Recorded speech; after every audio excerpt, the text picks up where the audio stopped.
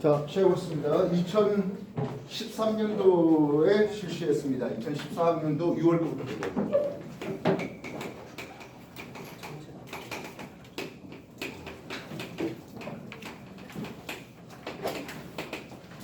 자, 6월 모의고사 질문당 몇 명 있습니까? 8번 문제 보도록 하겠습니다. 8번 문제는 판 경계에 해당하는 내용이에요.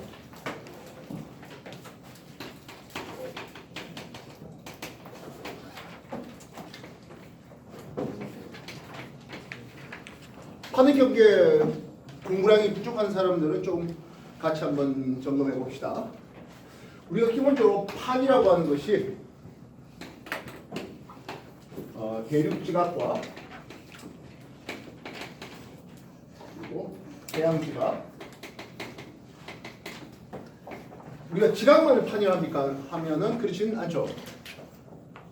멘틀의 최상단 부위까지 포함해서 대략 100km 정도 깊이, 요걸 우리는 판이라는 이름을 씁니다. 다른 이름으로는 암석권이라는 이름을 쓰기도 하죠.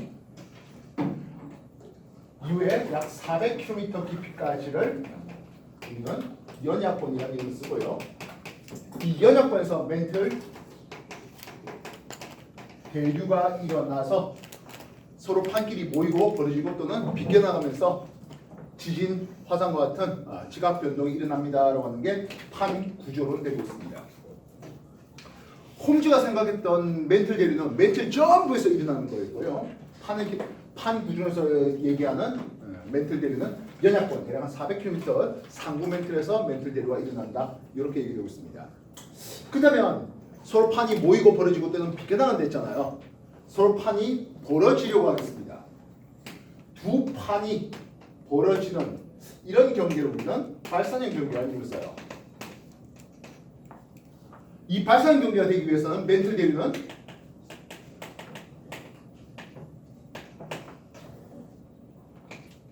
위로 올라가는 상승구가 되었어야 할 것이겠습니다. 그러다 보니까 이 판이 그냥 찢어지는 게 아니라 볼록하게 위로 올라간 뒤에 찢어져요. 이런 식으로 볼록하게 올라간 뒤에 찢어지는 것을 볼 수가 있습니다. 알겠습니까? 자, 근데 이런 발산 경계 요런 놈들은 주로 물 밑에서 보이네요. 해저 산맥이에요. 해령입니다. 요 V자 모양의 열지어져 있는 골짜기 열곡이라는 이름을 쓰기도 하죠. 그래서 대부분 이런 물속 깊은 데서 있다가 이 수심이 대략 한 2,000m 정도 되거든요. 한 4,000m의 해양적 평원에 비하면 좀 고도가 더 높죠. 우리 눈에 보기가 좀 어렵습니다. 반면 육지에서 땅이 찢어지는 동아프리카 열곡대가 있겠네요. 그래서 대표적인 곳이 해령, 대서양, 중앙해령, 동태평양 해령,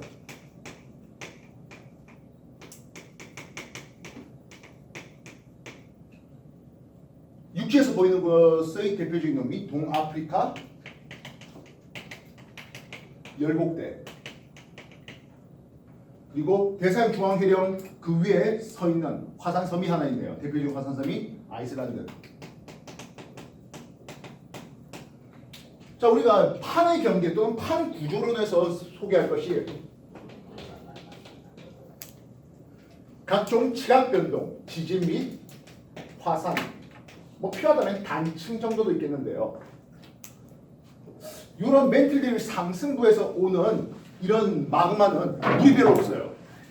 물이 별로 없다 보니까 격렬한 폭발을 가져오지는 못합니다. 조용한 분출을 하는 현무암질 용암이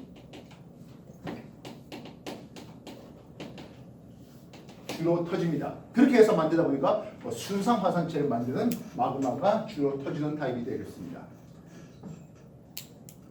지진은 지도의 깊이가 그렇게 깊지 못해요. 천발 지진 일어나고요.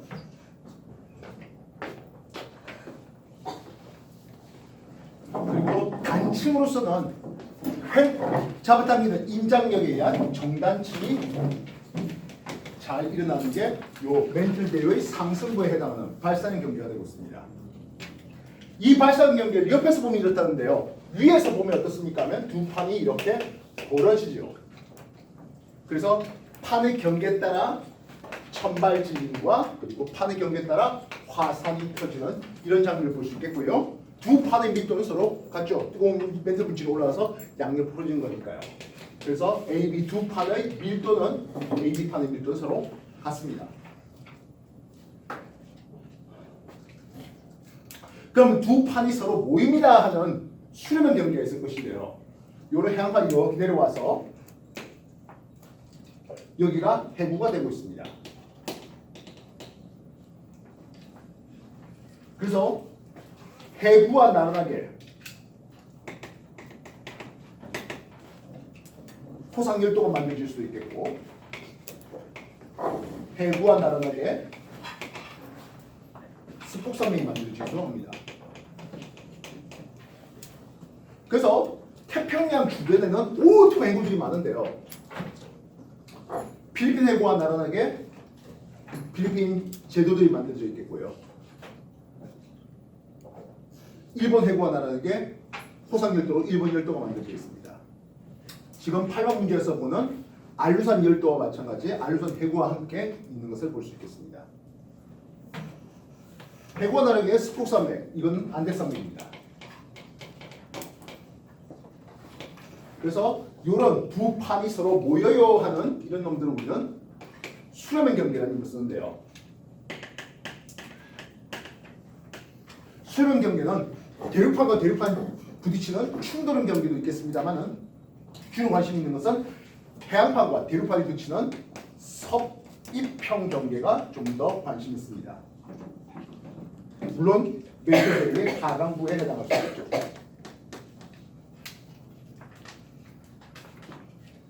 여기는 해구에서 물이 들어오기도 하고요. 대륙 지각의 하단부에 있는 수산 암석에서 수산기가에서 물이 공급되기도 합니다. 그래서 이쪽에서 굉장히 격렬한 폭발을 일으키는 안산 또는 유문암질 용암이 터져요. 그래서 여기는 천발지진뿐만 아니라 중발지진, 신발지진도 있고요. 횡암력에 의한 역단층도 많이 보이고 있습니다. 요걸 위에서 쳐다보면 어떻습니까? 한데요. 위에서 쳐다보면 두 판이 서로 모이는 과정에서 판의 경계 이쪽에서 천발지진이 일어나고요. 대륙 쪽으로 갈수록 진원 깊이가 조금씩 깊어지게 되는데요. 중발지진과 신발지진 이렇게 일어납니다. 신발지진의 X를 좀 작게 하는 것은 주로 상대적으로 규모가 작은 경우들이 좀 많겠고요. 횟수도 상대적으로 좀 적은 것을 볼 수 있습니다. 화산 어디서 터집니까 하면 여기서 화산이 터지죠. 그래서 이 두 판은 A, B 밀도를 비교해보면 B판의 밀도가 작습니다. 그래서 수렴형 경계에서는 밀도 작은 판 쪽에서 신발지진, 밀도 작은 판 쪽에서 화산 터지는 것을 볼 수가 있습니다. 해령과 해령 사이에 보조형 경계가 있네요. 이 보조형 경계는 해령과 해령 사이에 두 판이 벌어짐에 따라서 A, B, C, D를 볼 때 요 BC 구간만 요 부분을 변환 단층이라는 걸 쓰는데요. 요 부분만 보조형 경계입니다. 시험 문제에서 많이 낚이는 것 중에 하나가 이 부분 AB 또는 CD 부분이 변환 단층입니까? 또는 보조형 경계입니까? 하면 그렇지 않아요. 변환 단층 있는 BC 부분이 보조형 경계가 되고 있습니다. 여기는 화산 안 터집니다. 천발지진만 겨울이 납니다. 왜 하필 이름이 보조형 경계입니까? 한데요. 이 발사형 경계는 새로운 판, 특히 해양판의 생성을 가져오고요. 수렴형 경계, 특히 석유형 경계는 판의 소멸을 가져오는데 보조형 경계는 판의 생성 및 소멸이 전혀 없다는 뜻에서 판이 유지된다는 뜻에서 보조형 경계 이렇게 쓰고 있습니다. 그다음에 8번 문제 다시 한번 보겠습니다. 여기 알라스카가 이렇게 있고요. 여기 알루산 열도가 줄지어져 있는 것을 볼 수 있습니다. 그러면서 요게 판의 경계라고 하면서 여기가 알루산 해구 있는 쪽이고 이쪽은 알루산 열도 쪽입니다. 보다시피 이쪽이 태평양판이에요. 해양판입니다. 밀도 큰 해양판이고 이쪽은 북아메리카판입니다. 대륙판입니다. 대륙판인데 무슨 놈의 바다가 있습니까? 라고 할 수 있겠지만 뭐 대륙이 좀 더 많다 해서 그냥 대륙판일 뿐이에요. 그래서 알루산 해구 판의 경계 여기 맞서서 천발 지진이 중발 지진이 신발 지진이 일어나고 이 알루산 열도 자체가 토성 열도 화산섬이 될 수 있겠습니다. 이해됐습니까? 8번 판의 경계를 따라 좁고 긴 열곡이 만드십니까? 해구라고 해야 됩니다. 열곡은 발산 경계 쪽에서 나온 놈이에요. 두 번째, 판의 밀도는 북아메리카판이 좀 더 작죠. 예, 대륙판이 좀 더 작습니다. 태평양판 밀도가 좀 더 작겠습니다. 이 지역에서 진앙은 태평양판보다 북아메리카판에 더 있다. 예, 태평양판 이쪽은 진앙이 별로 없어요. 이쪽이 진앙이 훨씬 더 많죠. 이해됐습니까? 진앙이라고 하는 것은 지진이 일어난 지점, 여기를 진원이라고 한다면 가장 가까운 지표면 여기를 진앙이라는 이름을 쓰게 됩니다. 8번 이해되겠습니까? 예. 그래서 태평양 쪽에는 온갖 해구들이 많이 있고요. 그 해구들을 따라서 토상열도들이 많이 펼쳐져 있습니다. 그럼 이해되겠습니까? 예, 8번 판의 경계, 판 구조에 대해서 소개를 해봤습니다. 혹시 판의 경계를 조금 더 상세한 설명이 원한다 하면요. 요즘에 중학교 2학년 학생들한테 이 판의 경계 내용이 진도 나가고 있습니다. 단톡방 들어와서 우리 선생님 수업 들어가면 중학교 2학년 최근에 보면은 요 판의 경계 내용이 있으니까 그거 한번 더 집중해 보셔도 괜찮을 것 같습니다. 되겠습니까? 정리해 주십시오. 지난주 안 와서 프린터 없다는 사람. 심태용 와 있나? 심태용 받았어? 가져가.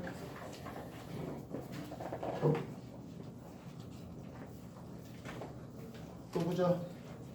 이준아 와 있나? 안 와 있지?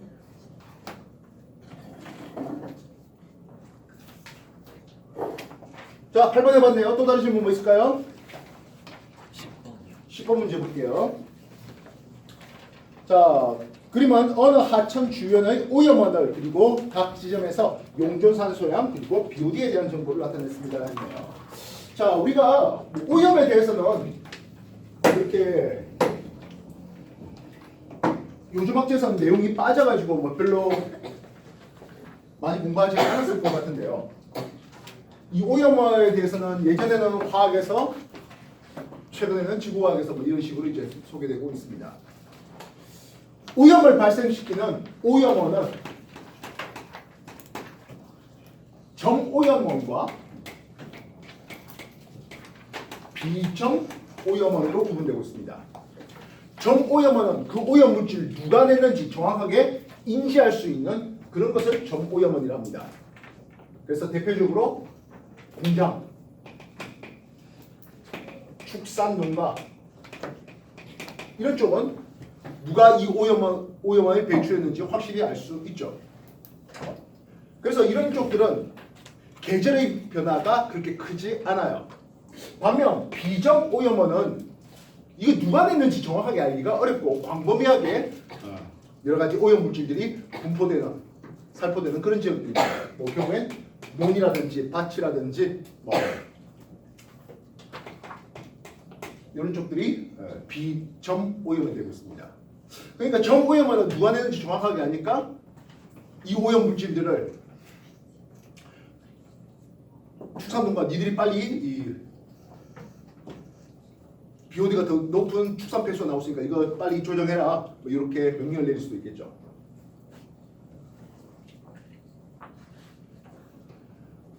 오염도에 대한 알아보는 내용인데요. BOD가 있네요. BOD는 생화학적 산소 요구량이라는 이름을 쓰고 있습니다. 물속에 있는 여러 가지 유기물을 분해할 때 필요한 산소 요구량을 얘기합니다. 그래서 BOD 값이 작다는 것은 물속에 유기물이 별로 없네, 상대적으로 깨끗한 물이네, 이렇게 표현하는 겁니다. 이해됐어요?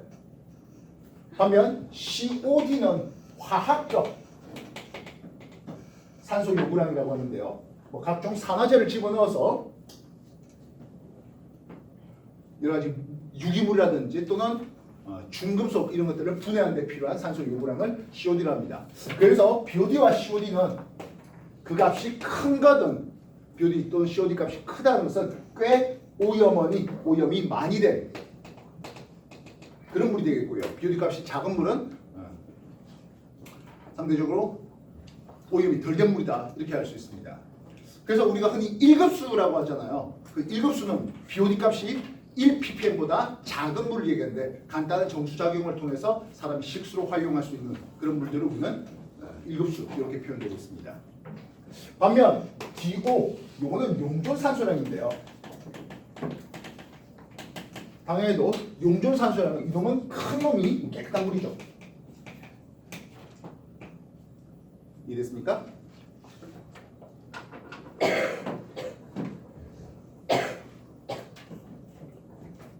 오염 많은, 오염 심한, 이렇게 표현해 볼 수 있겠습니다. 그래서 강의 상류에서 하류로 가는 과정인데요. 지점이 A점, B점, C점, D점, E점 되고 있습니다. B점 앞에 공장이 있었고요. B점, C점 사이에 과수원과 그리고 목장이 있네요. 그래서 이에 대한 설명 중 옳은 것을 한번 골라보자 했습니다. 먼저 기억, 공장은 정오염원입니까 했어요. 예, 공장은 대표적인 정오염원이죠. 그래서 A점에서의 용존산소량이 8.5였다가 B가 되니까 공장이 되니까 용존산소량이 확 줄였죠. 그리고 BOD 값도 엄청 치솟는 것을 볼 수 있습니다. BOD 값이 0.8, 우리가 흔히 1ppm보다 BOD 값이 작으면 1급수였잖아요. 예, A는 1급수였습니다. 그런데요, 공장을 지나오니까 19.7로 엄청 BOD 값이 치솟았죠. 이해됐어요? 니은 하천수의 유기물 농도는 했습니다. 결국에 유기물을 분해하는 데 필요한 산소 요구량이 BOD 값이니까 BOD 값에 직접 비례한다고 봐도 괜찮겠습니다. A가 유기물 농도가 더 높다? 아니죠. A는 유기물 농도가 상대적으로 가장 작은 물이죠. BOD 값이 제일 작았으니까요. 이해됐습니까? 되겠나요? 자, 그렇다면 A에서 1로 가니까 지속적으로 하루가수 지속적으로 나빠집니까? 한데요. B, C까지는 BOD 값이 28까지 치솟았습니다만은 D2로 가니까 6.9, 2.7로 다시 BOD 값이 줄어들고 있습니다. 오염도는 당연히 C로 갈수록 오염도가 심해졌다가 D2로 가면서 하루로 가면서 오염도가 다시 낮아지고 있는데요. 물의 자정작용이라는 이름을 쓸 수 있죠. 이해됐습니까? 그래서 어느 정도는 지금 자정작용이 일어나고 있는 하천의 그림이었습니다. 이해됐어요? 하루 갈수록 무조건 나빠지는 건 아니네요 하겠다고요. 그럼 이렇게 자정작용이 잘 일어나려면 어떻게 해야 됩니까? 하는데요. 결국 물이 잘 흘러야 돼요. 특히 낙차가 있는 폭포라든지 이런 쪽으로 가면은 산소 공급이 훨씬 더 원활해질 수 있습니다. 반대로 말하면 고여있는 물이라는 것은 당연히 썩을 수밖에 없죠. 그래서 제일 문제되는 게 뭡니까 하면 뭐 강의 도라고 불러주는 건데요. 중간에 막아가지고 물의 흐름을 멈추게 하는 것들이죠. 이해했어요?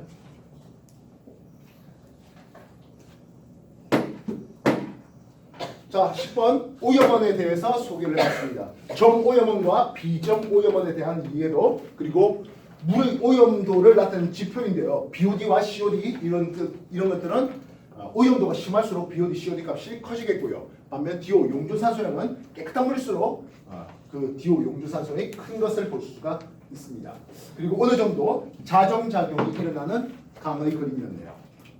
자주 나오는 그림이 뭡니까 하면 강의 상류에서 하류를 가면서 BOD 값은 오염원이 들어왔을 때 이렇게 치솟는 그림이 나옵니다.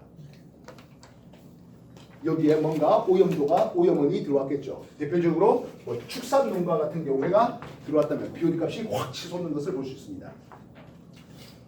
그럼 용존산소량은 어떻게 됩니까? 근데 용존산소량은 이런 그림이 그려집니다. 그래서 다시 원래대로 회복이 되고 있는, 그래서 물의 자정작용이 잘 일어나고 있는 하천의 그림입니다. 그지 아니한 것들은 강의 하류에 뭐 똥물이 날아가는 거죠. 이해됐어요? 다시 한번 더 정리해 주십시오.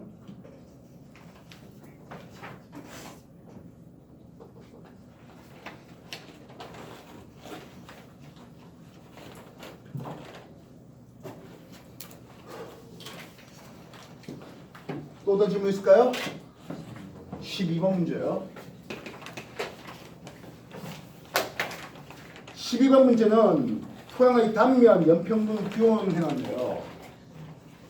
우리가 풍화가 잘 된 토양은 하겠습니다. 맨 밑에 기반암이 있네요. 그 기반암이 어느 정도 풍화 작용을 거치면서 모질물, 주로 이제 자갈이라든지 큰 돌덩어리 이런 것들이 되고 있습니다. 그 다음 기반암이 풍화돼서 모질물 만들고 모질물이 풍화되면서 표토를 만드는데요. 이 표토가 훨씬 더 풍화가 되면서 표토 속에 있는 여러 가지 상처라든지 이런 것들까지 쭉 내려와서 심토를 만듭니다. 심토가 먼저 만들어진 게 아니라 표토 다음에 심토가 만들어진 겁니다. 그래서 표토와 심토의 두께가 두껍다는 뜻은 풍화작용이 활발하게 됐는데요. 이거는 화학적 풍화가 활발한 지역을 얘기합니다. 풍화, 뭔 뜻입니까? 풍화. 큰 암석덩이가 작은 암석덩이, 그래서 최종적으로 흙으로 쪼개져 나가는 걸 풍화라는 의미입니다. 이 풍화작용은 기계적 풍화작용과 화학적 풍화작용이 나옵니다. 조금 더 오버한다면 생물학적 풍화작용이라고 하나 더 소개되는데요. 이 생물학적 풍화 역시 기계와 화학적으로 구분을 해갖고 다시 집어넣을 수 있습니다. 기계적 풍화는 경우엔 암석이 깨지는 것들을 얘기하는 거예요. 암석이 깨집니다. 그래서 얘네들은 상대적으로 건조한 환경 그리고 한랭한 환경에서 좀 더 잘 일어나는 것을 볼 수 있습니다. 물이란 게요, 물이란 게 얼면 부피가 커지죠. 그래서 암석의 틈에 물이 들어갑니다. 밤에 얼었어요. 그럼 암석을 벌리게 하는 거죠. 그래서 기계적 풍화의 대표적인 예는 동결, 화성암 중에 심성암, 지하 깊은 곳에 있다가 위로 올라가죠. 유미되면서 압력이 작아졌습니다.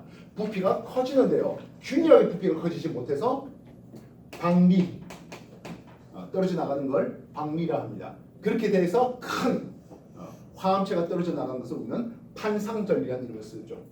되겠습니까? 보면 화학적 풍화는 말 그대로 화학 반응이에요. 화학 반응이 일어나기 위해서는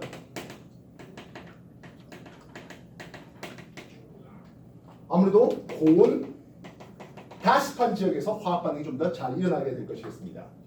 화학적 반응의 대표적인 것은 산화되는 거, 가수, 분해되는 거, 뭐 용해되는 거 이런 것들이 화학적 풍화작용의 대표적인 놈들이 될 수 있습니다.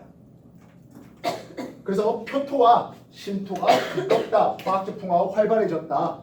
그럼 여기는 여러 가지 식물들이 자라기도 좋겠고요. 특히 유기물의 농도는 표토 쪽이 당연히 유기물의 농도가 높습니다. 그리고 뭐 식물이 잘 자라면 당연히 동물도 여기서 잘 자랄 수 있겠죠.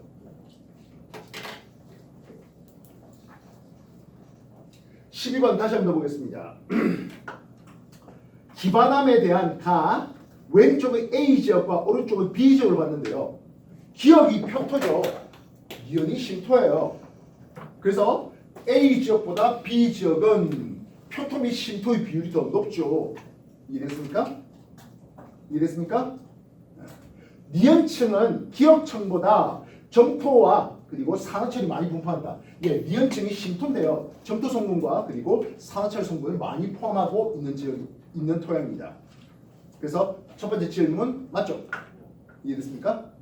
심토가 뭐라고? 점토라든지 산화철 이런 것들이 풍부한 토양을 얘기하고요. 표토 성분이 내려와서 만드는 게 심토예요. 확인됐습니까? 디귿층, 모질물이라고 불러주는 곳인데요. 니은층이 굳어져서 아니죠. 기반암이 풍화되어서 모질물을 만들어야 됩니다. 그러면 연평균 기온과 강수량은 어떤 그림이 나옵니까? 한데 A하고 B를 볼 때 연평균 기온이 높고요. B 지역은 기온도 높고요. 그리고 강수량도 B 지역이 많아요. 이해됐습니까? 그래서 A에서 B로 갈수록 토양의 단면은 스몰 a보다 스몰 b, 스몰 b가 뭡니까? 하면 표토 심토의 두께가 두꺼운 상황이 될 수 있겠죠. 확인되셨습니까? 정리해 주십시오.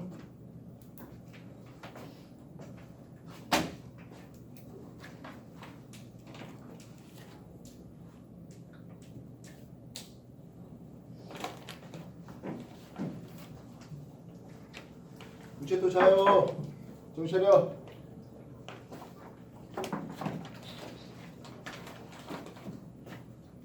지난주 나눠드리면서 얘기했지만 여러분들이 문제를 안 푼 상태에서 이 수업을 들으면 별로 효과가 없을 것 같습니다. 여러분 직접 문제 한번 풀어봐야 됩니다. 2013년도 제일 쉬운 행위입니다. 다음 주에는 2014년도 거를 해오셔야 되겠습니다. 그래봐야 60문제밖에 더 됩니까?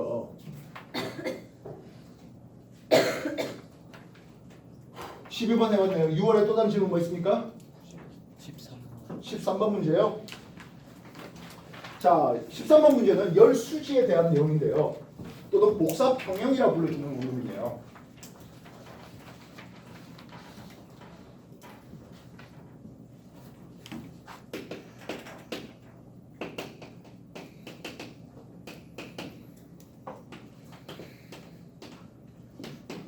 우리가 천체를 들어가기 직전에 공부했던 게 지구의 열수지 또는 복사평형에 대한 내용이었을 것입니다. 평형이라는 뜻이 무엇입니까? 하면 들어오는 거와 나가는 게 서로 같습니다 라고 하는 게 평이 될 수 있겠습니다. 그죠? 태양에서 에너지가 100만큼 오도록 하겠습니다. 파장 영역을 볼 때 비시블 라이트 가시광선 영역의 에너지가 제일 많죠. 태양에서 오는 에너지는요.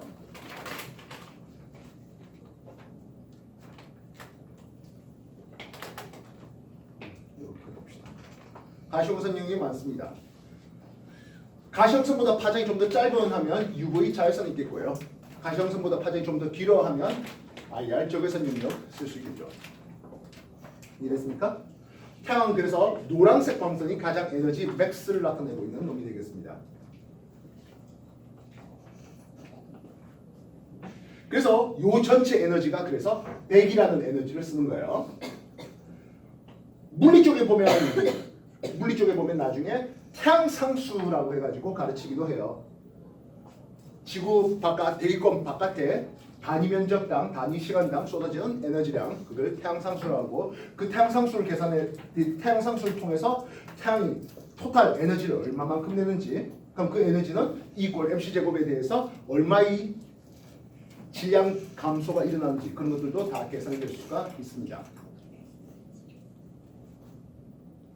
자, 요게 100인데요. 지표의 100의 에너지가 다 떨어집니까 하면 그렇지가 않죠. 지구과학에서도 어느 정도 공부량이 된 것도 있고 뭐 물리 쪽에도 공부량이 된 것들이 있는데요.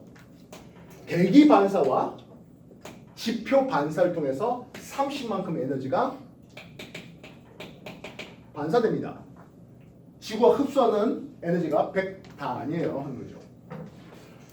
초창기에는 요 30만큼의 반사에 대해서 좀 많이 물어봤습니다. 만약 대규모 화산이 터진다면 하겠습니다. 이 30이라는 것을 엘베도 또는 반사율이라는 걸 쓰는데요. 대규모 화산 터진다면 지구의 반사율은 증가할까요? 감소할까요? 예, 증가하죠. 화산재가 하늘을 가려요. 태양빛이 지상에 떨어지는 것을 막아준다는 뜻입니다. 반사율이 증가한다면 기온은 하락할 것이요 하겠습니다. 만약에 빙하의 면적이 감소한다 해보자고요. 빙하는 태양빛이 잘 반사하는 존재예요. 그 빙하가 줄어들다 보니까 오히려 태양빛이 잘 흡수하고 그래서 기온이 올라가는, 이것도 양성 피드백적으로 움직이겠죠. 기온이 올라가면 빙하가 더 많이 녹는 것이고 또 그 지구와 태양빛을 더 잘 흡수하고 이런 식으로 말입니다. 이해됐습니까?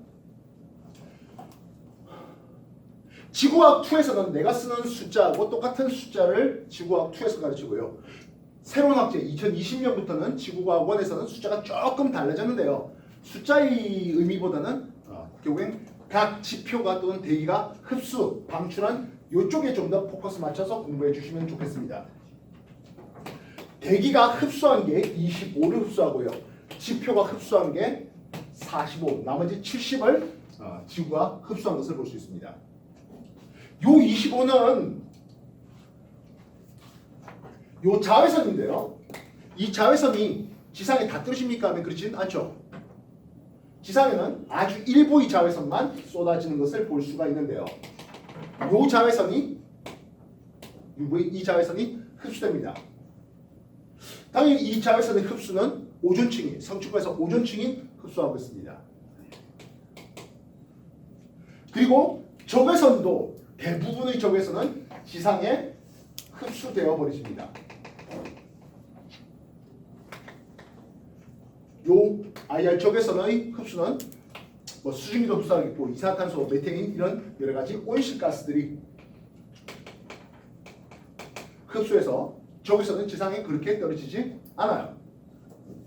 그래서 망원경 공부할 때 얘기했잖아요. 지상에서는 적외선 망원경을 제대로 운용할 수가 없다고요. 이해됐어요? 그래서 25 흡수된 것은 자외선과 그리고 적외선 영역이었습니다. 그렇다면 가시광선 영역 45 다 떨어집니까 하면 그렇진 않고요.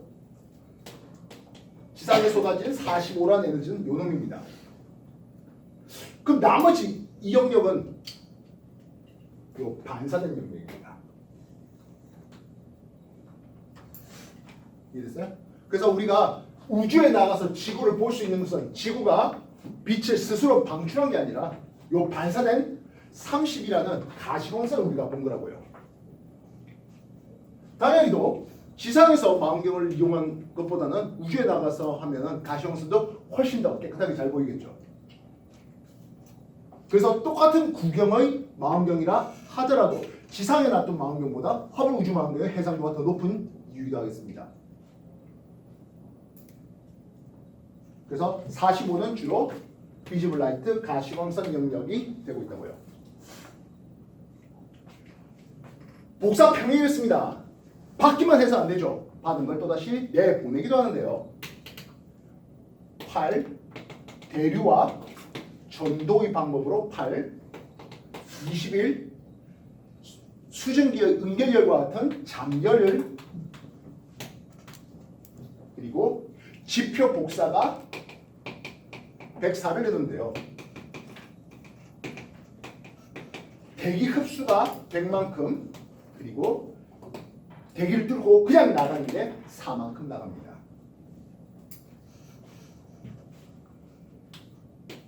그러면 대기는 지표로의 재복사가 있겠고 우주로 복사시키는 게 66만큼 내놓습니다. 숫자를 외우라고 지금 적은 건 아니에요. 그래서 대기 입장에서는 흡수한 놈과 방출한 놈을 한번 따져보자 하겠습니다. 대기가 흡수한 것은 태양부터 25를 흡수했고요. 지표로부터 8과 21과 100을 흡수했습니다. 숫자 좀 계산해 줄래요? 154. 예, 154만큼 흡수했습니다. 25는 누구한테 흡수한 거라고요? 얘는 from 태양부터 흡수했고 나머지 이것들은 지표로부터 흡수했습니다. 그렇다면 대기가 방출한 게 있잖아요. 대기가 방출한 게 88 플러스 66으로서 요거 역시 154가 되고 있습니다.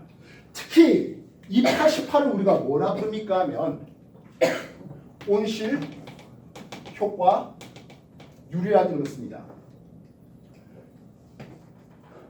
대기가 지표로 재복사한 에너지량. 이해했어요? 물론 대기가 방출한 것들이다 보니까 모두 다 이 놈들은 모두 다 IR 적외선용입니다. 그래서 대기가 흡수한 것과 방출한 게 서로 같습니다. 그걸 우리 뭐라 부른다고요? 복사 평형이라고 부른다고요. 그 다음에 지표 입장에서 어떨까요? 합니다. 지표 역시 흡수한 놈과 방출한 놈이 서로 같게 되는데요. 지표가 흡수한 것은 45를 흡수했습니다. 88을 흡수했네요. 133입니다. 45는 비지블 라이트 가시광선에서 흡수한 거고요. 88은 대기로부터 IR 적외선으로 흡수한 겁니다. 물론 아주 극히 일부분의 자외선이나 아주 극히 일부분의 적외선이 있겠습니다만은 대부분 이렇습니다.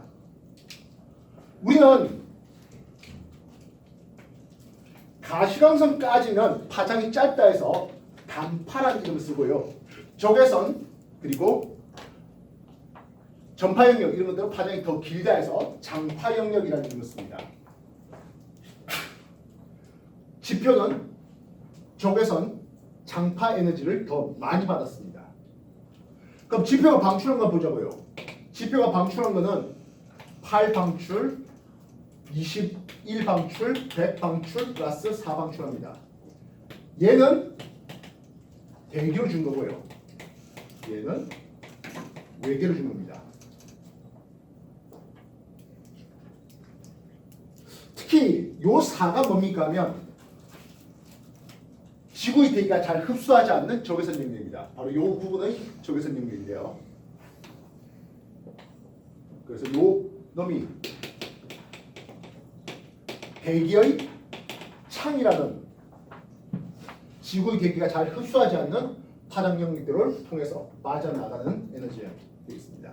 특히 이 대기의 창의 파장 영역들을 우리 인공위성이 지나가면서 지표의 온도라든지 해수의 온도를 측정해서 지구온난화가 어떻게 심해지는지 또는 해수의 온도가 어떻게 되는지 엘니뇨 라니냐가 어떻게 되어 있는지 그런 것들을 측정하는 데 사용되는 파장 영역이기도 합니다.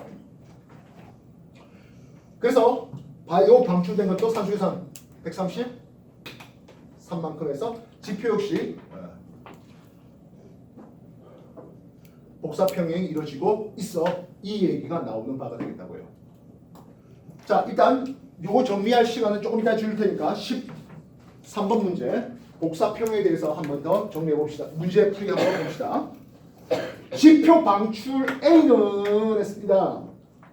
예, 지표 방출, 지표 복사 요게 A가 됩니다. 104란 에너지를 내는데요. 주로 가시광선을 난다. 지구 표면 온도는 약 평균 15도씨입니다. 이 정도 가지고는 기껏해봤자 적외선만 됩니다. 가시광선 아니죠 하겠습니다. 니은 대기가 흡수하는 에너지 총량은 154입니까 했어요. 물론 154를 일일이 셀 수도 있겠습니다만 대기가 방출하는 걸 한번 봐보시죠. 대기가 방출하는 걸 보면 위쪽으로 66 방출하고 지표로 88 방출하는 것을 볼 수 있습니다. 대기 방출이 66과 88 합해서 154니까 그래서 대기가 흡수하는 것도 역시 154다라는 숫자를 쓸 수가 있습니다. 이해됐습니까? 그렇다면 이거 A분의 B라고 써놨는데요. B는 지표가 방출하는 것 중에서 대부분 대기가 흡수한 B가 100이라는 숫자를 쓸 수 있겠고요. A는 지표가 방출한 거니까 104가 되고 있네요. 100분의 25보다 작다? 훨씬 크죠? 이해됐습니까? 되겠나요? 그래서 B의 에너지가 100이 되어야 하는 것은 대기 흡수한 25, 8, 21, B 요게 154가 되고 있습니다. 이해했습니까? 대기가 흡수한 25, 8, 21 요게 B가 되고 있다고요. 그래서 대기 흡수한 양이 154니까 B의 크기에 대한 정보를 우리가 알아낼 수 있는 거라고요. B가 100이 되면 A는 이쪽 4까지 합해서 104라는 숫자를 쓸 수가 있는 거죠. 또는 지표가 방출한 것 역시 133이 되니까 지표가 방출한 게 8 플러스 21 플러스 A가 133임을 통해서 알 수도 있겠습니다. 이렇게 지구 열수지가 2013년부터 나왔는데요. 처음에는 이 숫자를 외웠던 학생들이 별로 없겠죠. 예.